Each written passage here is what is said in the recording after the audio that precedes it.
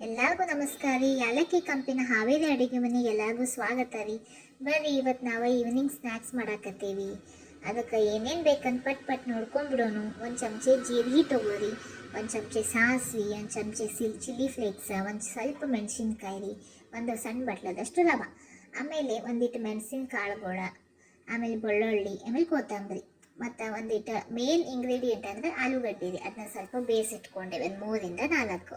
ಈಗ ಮೊದಲಿಗೆ ಏನು ಮಾಡಿರಿ, ಮೆಣಸನ್ನು ತೊಗೊಂಡು ಕರಿಮೆಣಸು ತೊಗೊಂಡು ಜಜ್ಕೋರಿ. ಆಮೇಲೆ ನೆಕ್ಸ್ಟ್ ಬೆಳ್ಳುಳ್ಳಿ ತೊಗೊಂಡು ಅದನ್ನ ಒಂದು ಸ್ವಲ್ಪ ಸಣ್ಣಗೆ ಜಜ್ಕೋರಿ. ಆಮೇಲೆ ಮೆಣಸಿನ್ಕಾಯಿ ಇದ್ವಲ್ರಿ, ಅವನು ಒಂದು ಸ್ವಲ್ಪ ಸಣ್ಣಗೆ ಜಜ್ಕೋರಿ.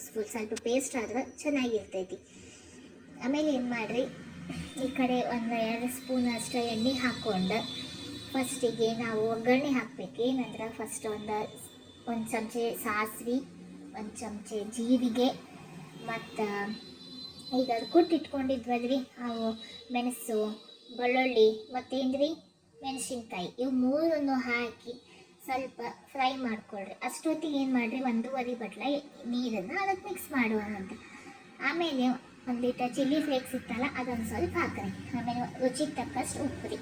ಉಪ್ಪಿಲ್ಲ ಅಂತಂದ್ರೆ ಅಡುಗೆನ ಸರಿ ಆಗೋದಿಲ್ಲ, ಹೌದೇನಿಲ್ರಿ. ಆಮೇಲೆ ನೋಡ್ರಿ, ಕುದಿ ಹತ್ತೆ ಅಷ್ಟೊತ್ತಿಗೆ ರವೆ ಒಂದು ಬಟ್ಲದಷ್ಟು ರವೆ ಅದಕ್ಕೆ ಮಿಕ್ಸ್ ಮಾಡ್ಕೊಳ್ಳೋದು. ಚಿರೋಟಿ ರವೆ ತಗೋರಿ.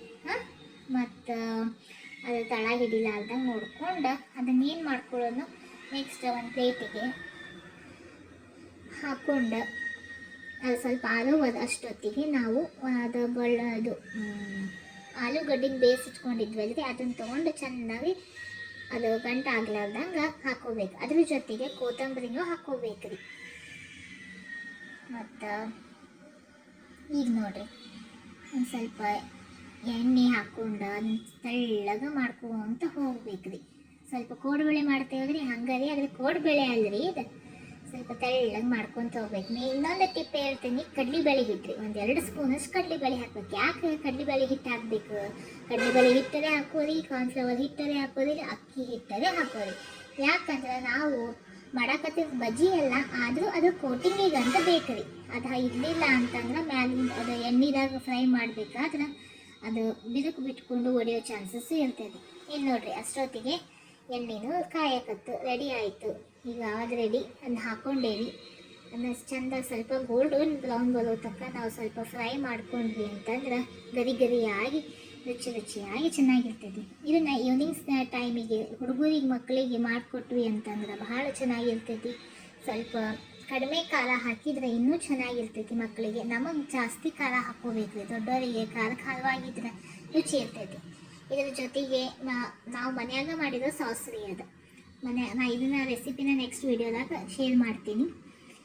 ಚೆನ್ನಾಗಿ ಇದನ್ನು ನೀವು ನಿಮ್ಮ ಮನೆ ಮಂದಿಗೆ ಮಾಡಿಕೊಡ್ರಿ, ಭಾರಿ ಚೆನ್ನಾಗಿರ್ತೈತಿ. ಗರಿಯಾಗಿ ರುಚಿಯಾಗಿ.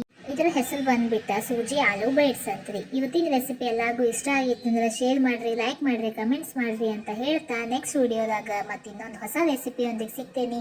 ಅಲ್ಲಿ ತನಕ ಎಲ್ಲರೂ ಟೇಕ್ ಕೇರ್, ಬಾಯ್.